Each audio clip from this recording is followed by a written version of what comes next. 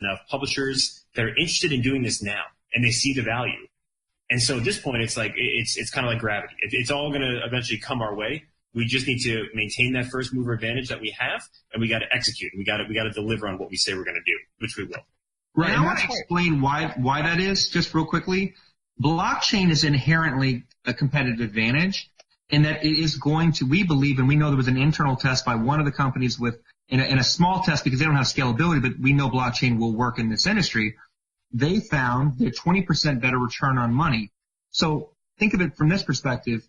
If a DSP can then provide 20% better return on investment for their clients, then the competition is going to either have to find a way to also find those kinds of efficiencies, or they're going to start to lose clients because everyone's going to 20% of $1 billion is a lot of money, and the people who understand that they may be not exactly they might be a little bit behind the eight ball relative to their positioning within the industry.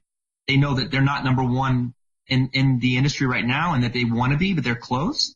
They see blockchain as the thing that's going to propel them. But at the end of the day, you have all these major companies that are all fighting over a much smaller percentage of the overall market, and Facebook and Google are the ones that are likely to be hurt the most by it because advertisers. I was just talking to somebody today who runs the advertising for Georgia Lottery, and it was a great guy, actually lives where I live, and so we were having a great chat about blockchain, and he was saying that the Atlanta BBDO, which is one of the major agencies, they even said, we're not investing in digital because it's money wasted.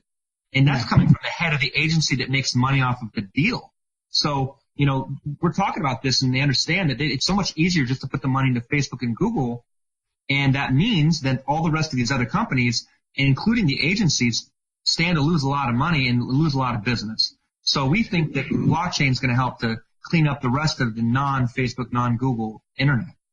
Yeah, so while you're on the topic of Facebook and Google, we have a question that I'll just skip ahead since it's so relevant. He says, I'm a digital marketing guy. I pay Google and Facebook all day. What does Ternio mean for me? That's a good question. I was just reading that. Go ahead, Daniel. I'll let you go first. I have some thoughts then. Thank you. So actually, the existing state of affairs is that the current state is an existential threat to the agency business today because you've got companies like Accenture and IBM, who we have relationships with.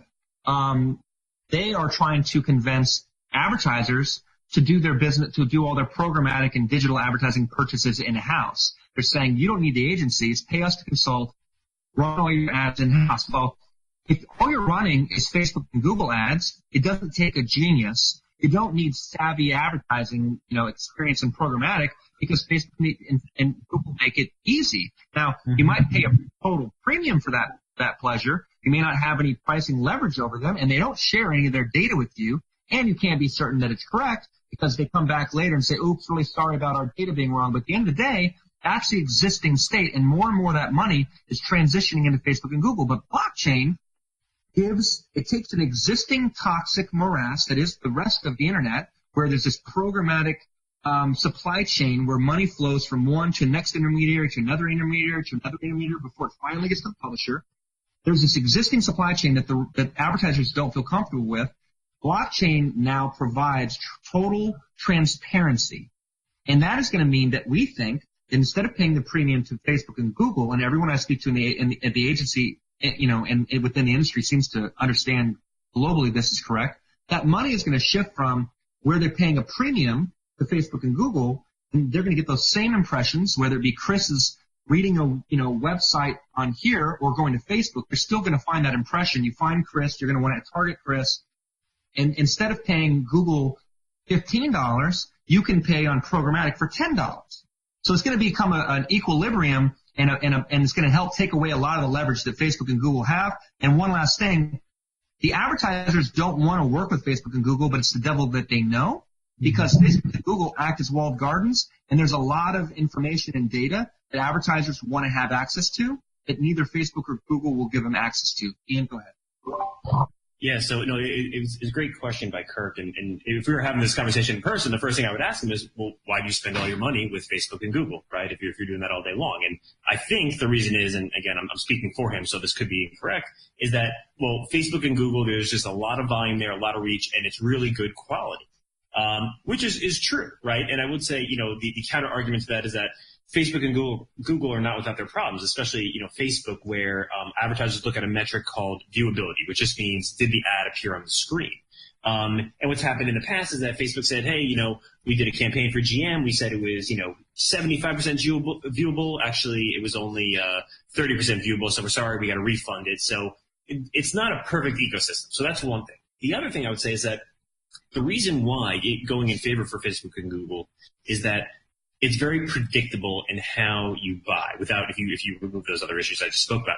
So most advertisers gravitate there because it's something they know, it's more predictable, and they know that, to Danny's point, the devil they know, it's more predictable than the broader ecosystem, right? So what happens is that, okay, if we don't deploy blockchain in the broader ad tech ecosystem now, and you only have Facebook and Google as choices, then the broader ad tech ecosystem goes away. That's a great win for Facebook and Google in the short term because they say, oh man, now we're making all this money, right? Now the problem is that it puts them in antitrust territory because now you only have two choices where you buy media. That's a problem, right?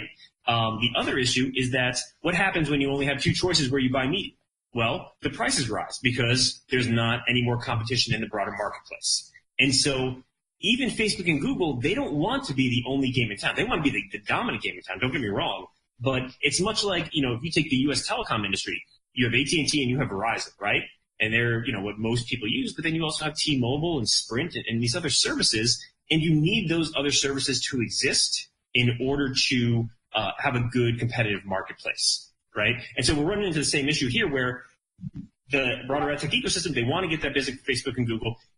Blockchain gives them that competitive advantage. That's one. Facebook and Google know they need to adjust and adapt a little bit. But again, how this all shakes out, I don't know. It's a very fluid marketplace. What I can say is that somebody from one of those two large companies, Facebook or Google, I won't say which one, actually has reached out to us. It was their head of partnerships very early on. We'll see where that conversation goes, but it's exciting nonetheless. What Facebook and Google have done. I'm sorry, can you say that again? It cut out for a second. Can you hear me now? Is that better? Yeah. Would you think it's safe to say that what Facebook and Google have done by creating this walled garden ecosystem for retail advertisers, trying to do for more enterprise advertisers, is you create that protocol, that platform that becomes the standard in the enterprise marketplace?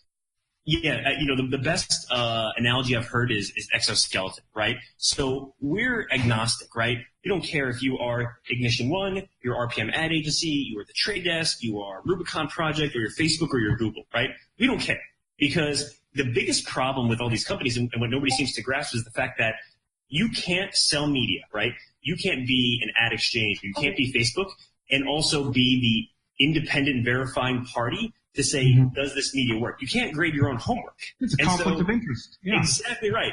And this is what everybody kind of misses out on. And so this is where Ternio comes in because like, hey, we built a scalable blockchain.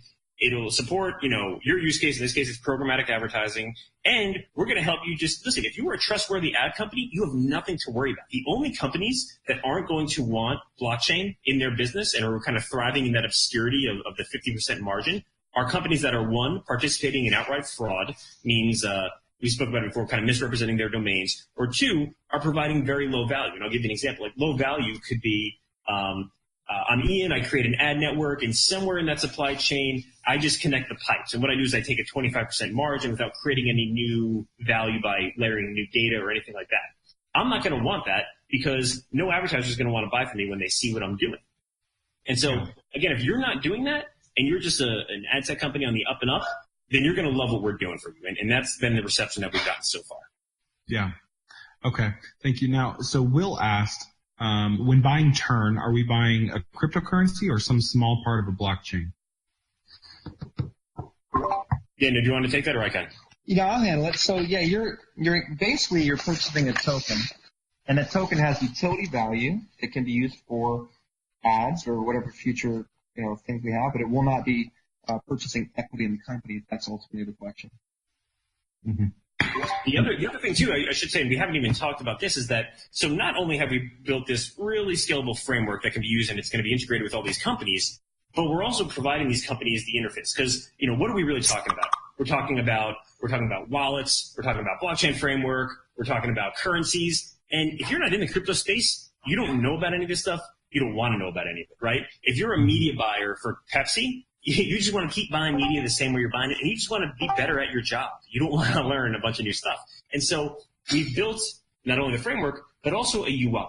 And this UI is literally going to show the way that Pepsi essentially transacts. So how much money did I enter in the ecosystem? $1. Okay, what percentage of that dollar went to which companies in the ad supply chain? Okay, they're going to show that. In addition to the breakdown of money, it's also going to show, are there chain breaks that are occurring? Which means that if I am transacting through 5 intermediaries and somewhere along that funnel, it keeps breaking down because the smart contract terms are not being honored. In this case, it's in advertising, we call it an insertion order, which is essentially the terms of the agreement, right? And that's different per campaign. So if the insertion order, which is in this case a smart contract, keeps breaking down, then the buyer is going to be able to see that. And they're going to say to themselves, all right, why is this breaking down? Is this company doing something nefarious where they're trying to not honor my contract terms? Or is there just simply a technical issue?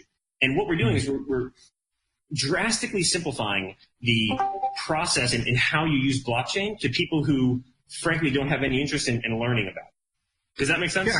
Yeah, I think yes, because I think a lot of times us in crypto, we get caught up in this bubble and we speak the same vocabulary and we forget that literally the vast majority of the world does not speak that language. And when you're talking to an ad guy at PepsiCo, he doesn't want to know about smart contracts and tokens. Or he wants to know about how he can save money and how transparency can help save him money, right? So you kind of have to simplify that and give him a UI that he can understand so he doesn't have to learn what the blockchain is in order to use Ternio.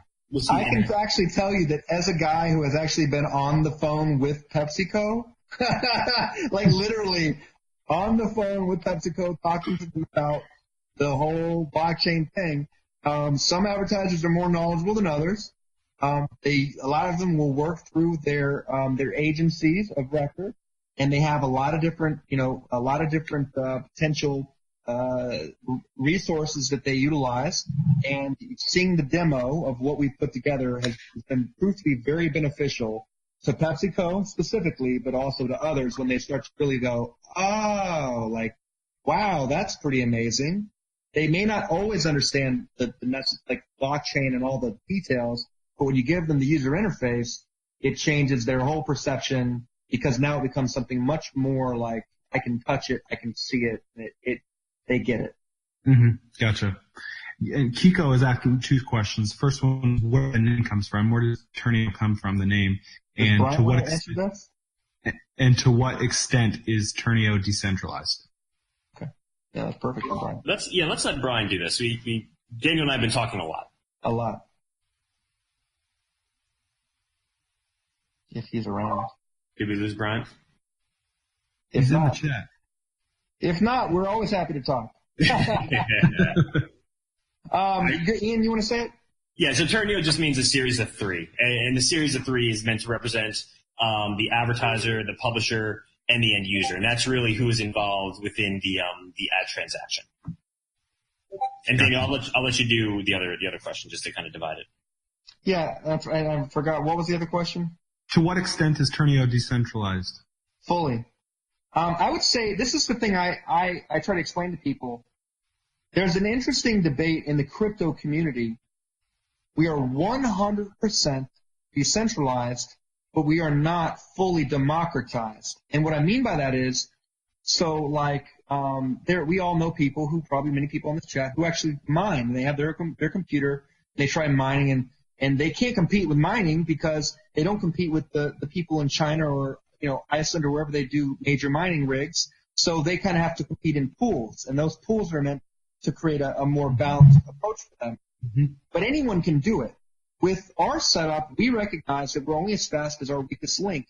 Not everyone can participate in becoming a trusted node. And so who will become the trusted node? Well, hypothetically, Chris Corner could be a trusted node. It's just that Chris has to be willing to have very top-notch, equipment that meets the rigors of what we're expected. Because the problem isn't the transaction speed, although that's challenging. The problem is the data that it has to transact back and forth. And in order to maintain a fast, decentralized environment that is handling millions of transactions per second, we need to be able to have a certain schematic set up for each of the trusted nodes.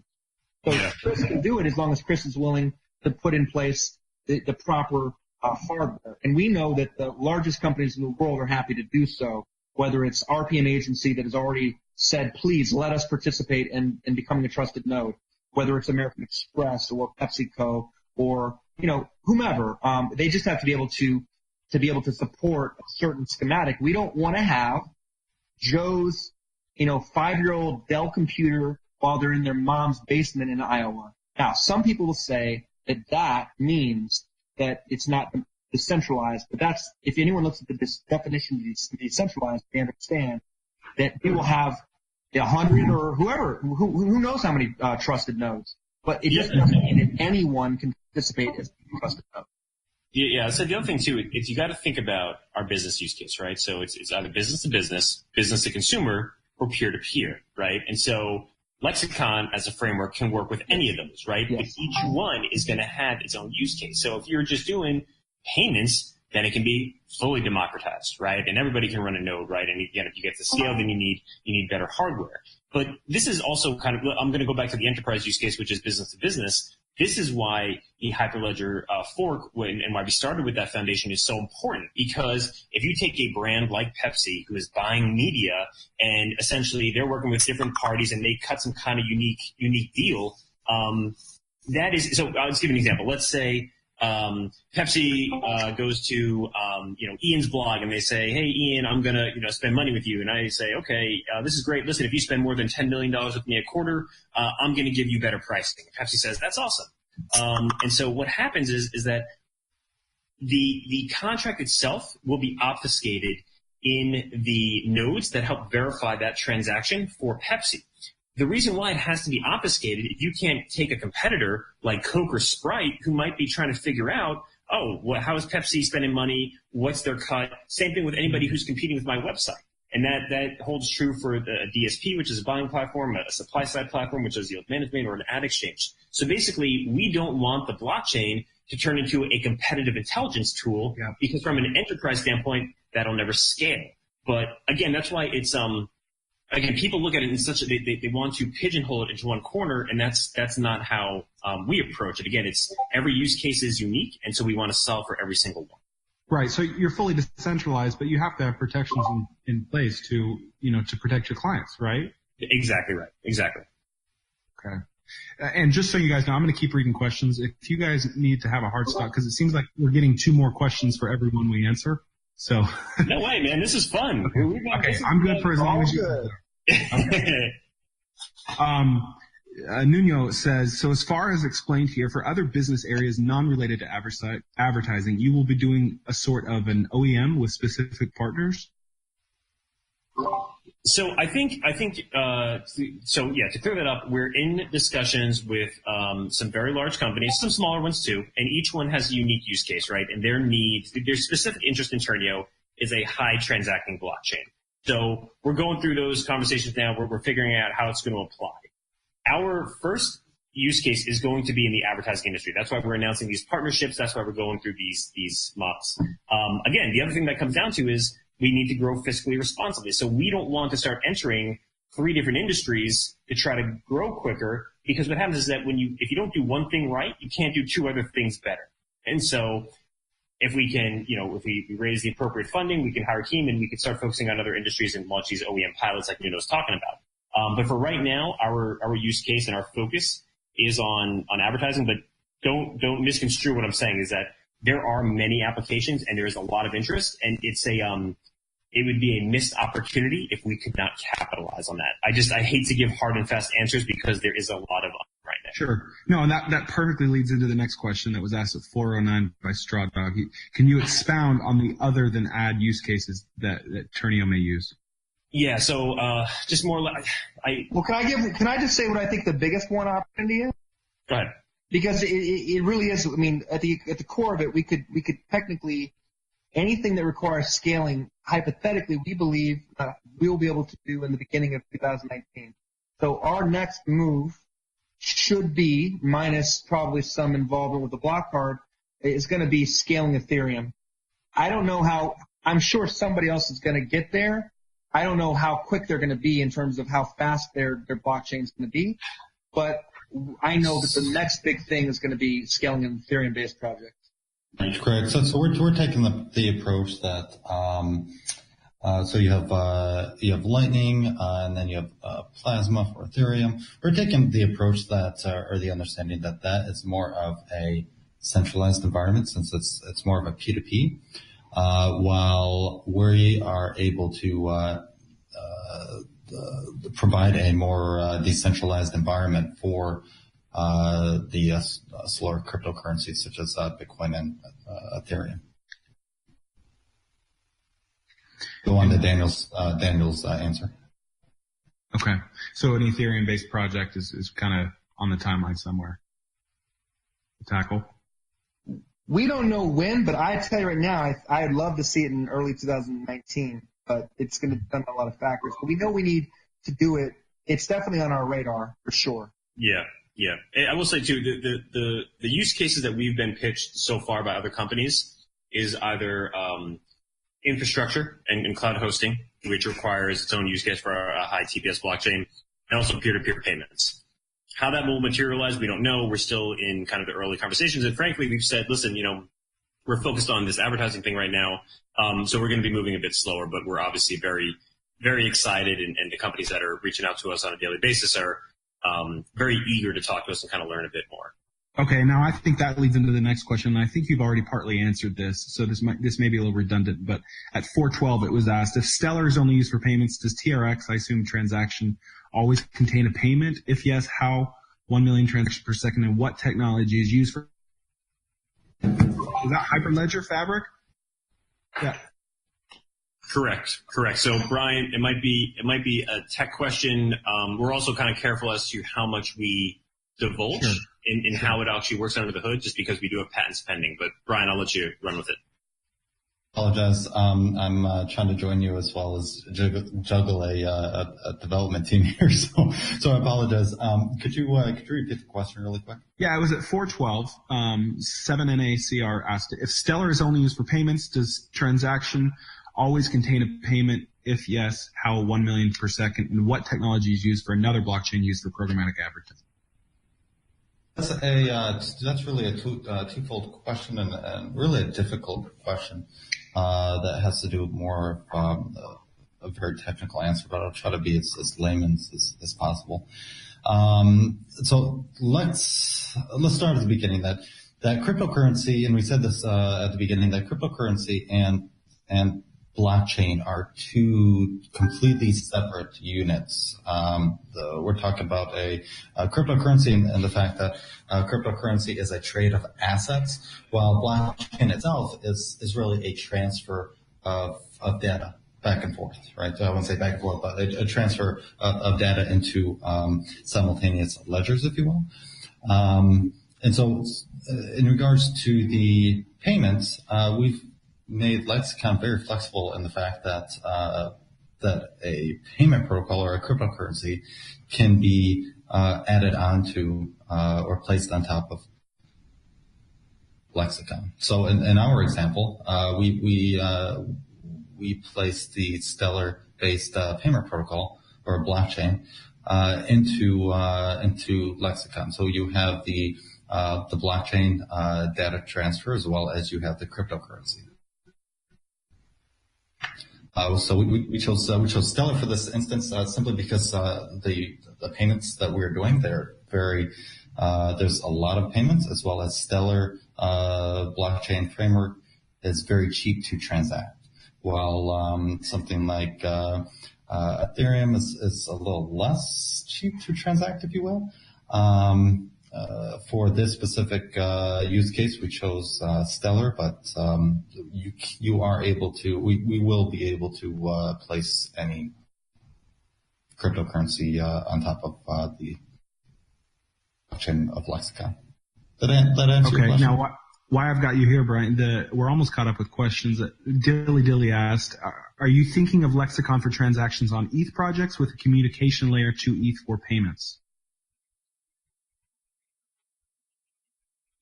That would be something that we don't want to quite divulge yet. That would be something that we can that we'd be happy to do a press release and divulge when that time comes. As Daniel stated, that it is definitely on our radar to create a better Bitcoin, Ethereum mechanism than is currently out there, solution, if you will, that is out there, such as Plasma or Lightning, or a number of other beta programs, if you will, that people are talking about. So we will as the year goes on, and likely early 2019 as the project progresses. I don't want to release too much information yet. Sure. As we're currently working and building things out. So it's important to understand that there's really two different types of companies within the eco space. That there's legitimate companies, and then there's hype based companies. And so with us, we are our office is a highly secure environment. Don't want to go into details, but we do have a red team, which is a security team that essentially is paid hackers to try to hack us, as well as we have a number of security team members. One that is previously from the NSA on our team. A lot of our stuff that we do is in heavy secrecy until we actually release it. So we're not trying to hide anything, but just understand that we are in a very competitive landscape with very highly competitive technology that is highly proprietary at this current moment. And so to secure the future of Ternio and to secure the projects that we're currently building, it's important to keep certain information secret until they are more involved as far as closer to launch. Okay. Daniel and Ian, did you guys see anything here that I haven't answered? Or I think some people are concerned that your Telegram channel is turning into a lawless wasteland here. Oh man, we got to get out of here then. It might be, you know what? It might be. Although I'm not sure how many of them came over here for this chat too. Listen, the one thing I will say is that our Telegram community, I will say, I'm gonna make it very strong. Bar none, is the best Telegram community out of any of the crypto companies. I'm gonna say that. Might be controversial. So we really do appreciate the support of everybody coming over here. Chris, listen, man, we really appreciate you and everything you've done for Ternio as well. You've been a huge asset. You have an awesome community as well. We've got a bunch of great questions. So we really appreciate you just taking the time to set this up. Absolutely. I'm more than happy to. You guys have any parting words before we go? Any final questions? There's 2 people typing right now. I don't know if they're actually have a question or if they're just going to troll us a little bit. I don't know. All right. Anything else? Win codes? Yeah, soon, Joshua. Don't worry. Listen, if there are any other questions or people are listening to this interview at a later time, we're always happy to answer questions. You can email Daniel, Brian, or myself. You can hop into our Telegram community. You can email us. We try to be, out there, front facing, and just really, kind of help support the people that are supporting us, and we think that's really important. Okay, yeah, awesome. You guys can also leave a question here, and I can always, either they can come back and visit it and answer it via text, or they can answer it somewhere else as well. Yeah, happy to do that. Cool. Well, yeah, thanks, guys. Appreciate it. And again, I'll leave it at that. Thanks so much. Cheers. All right, bye, thanks, guys. See ya.